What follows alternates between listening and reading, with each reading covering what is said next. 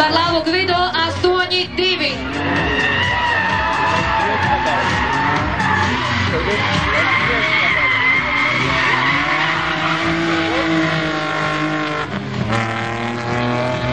Ļoti tuvu izstāstījās mēģinās startēt garajā līkumā Gvido. Skaisti notur joslu.